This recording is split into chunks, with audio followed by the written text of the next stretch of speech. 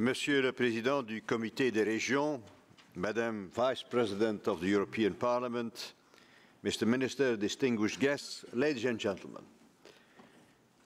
It is a pleasure to be joining you for the opening of this conference.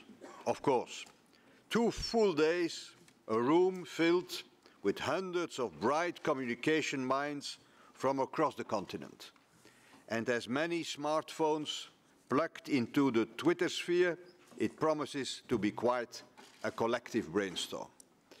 It is particularly timely for you to meet at this important moment of political renewal, a fitting time for the new methods and fresh ideas, but also an appropriate moment to take stock, to look back upon these roller coaster years, how they have changed Europe and the way people perceive Europe, and what that means for the way we take Europe forward, how we explain it, how we understand it. I know your focus for this conference is on shaping communication solutions. But as your opening speaker, allow me to use this opportunity to reflect first about the problem, or rather the challenge at hand. What I would like to do is share some of my own experience of how the way people see Europe has shifted over these past 5 years, how present it has been in public opinion's minds, and some of the questions with which we still grapple today. My starting point is that this is a period during which Europe lost its innocence, during which it gained in maturity. Certainly not always an easy experience, but in many ways one that was necessary and overdue. Europe was traditionally communicated as an ideal of peace, a somewhat abstract project that tangibly affected only small categories of people.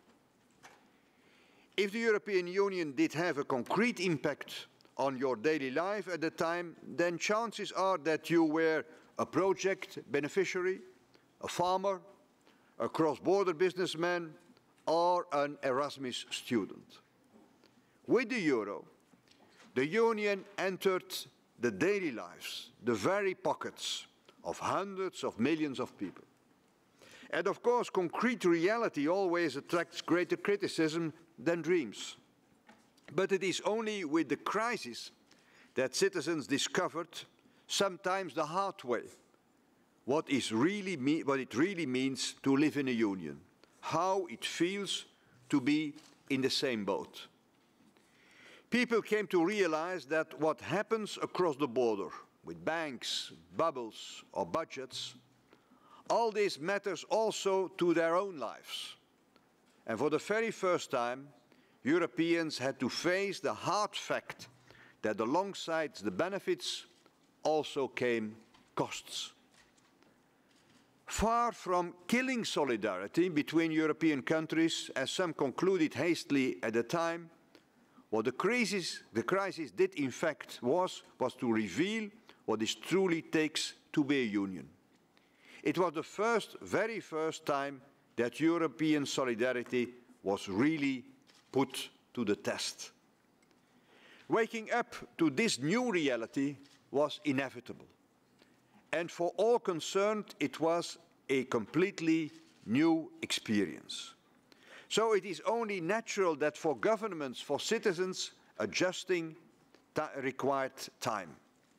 Today, people know well that to keep up in this new global world, some things in our societies have to change.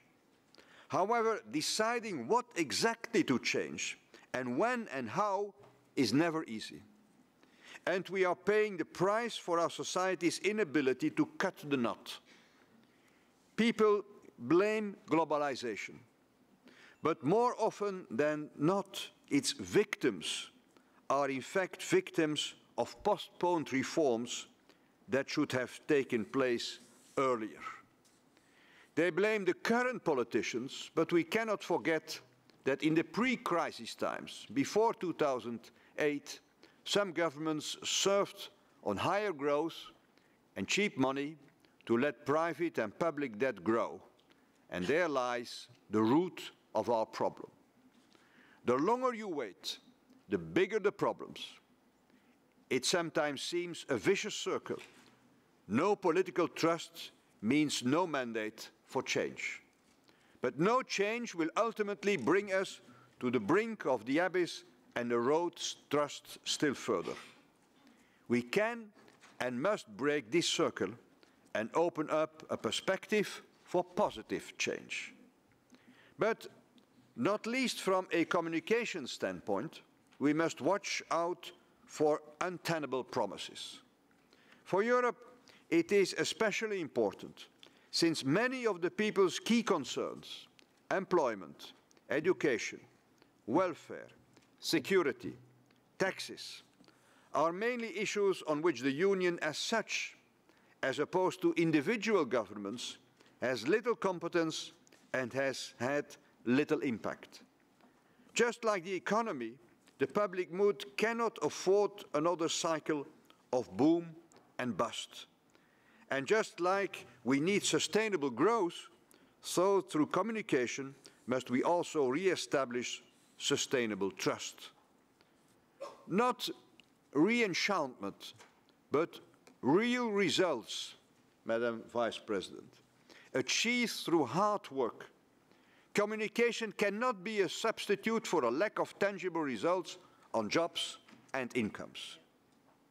Because in the end, people will be best convinced by results, by the return of growth, by the creation of jobs, by visible signs that the work that societies and governments are doing individually and jointly as a union is paying off.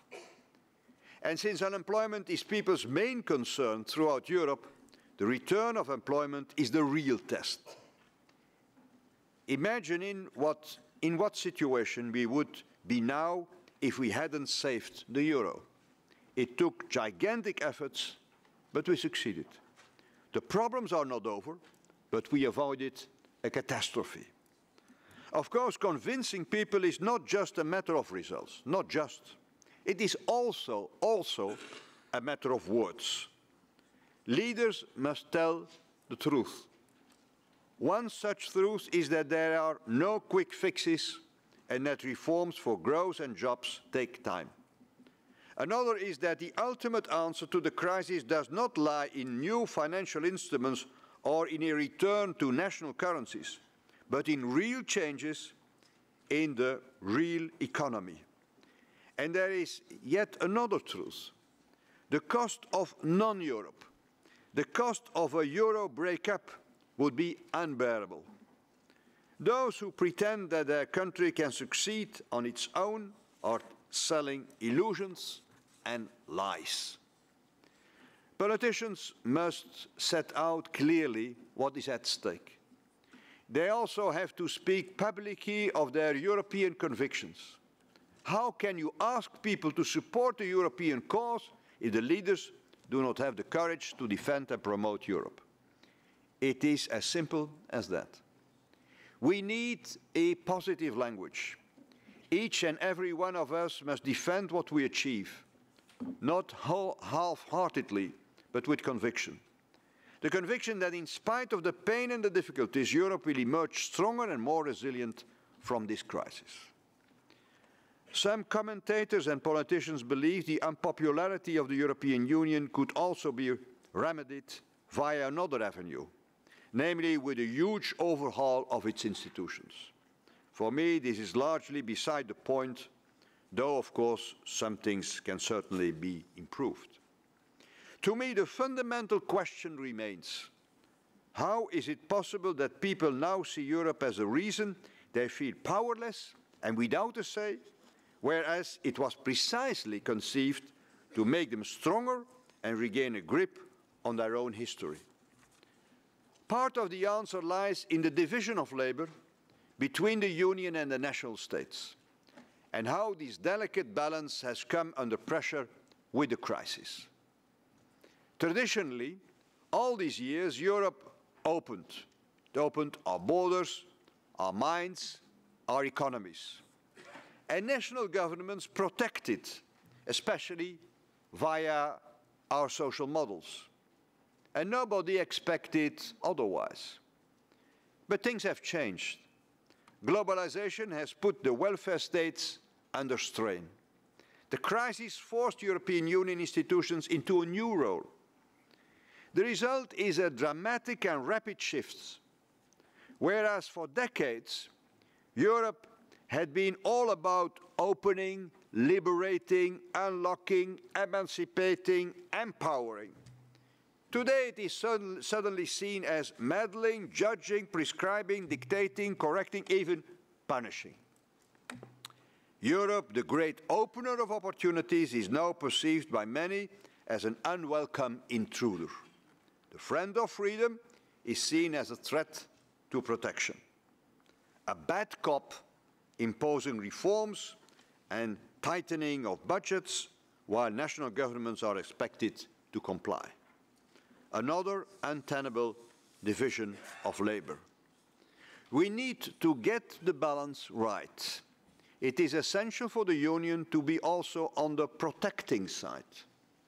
It is urgent for the Union not to be seen as only benefiting business, but also employees. Not only the movers, but also the stayers. Not only those with diplomas and language skills, but all citizens.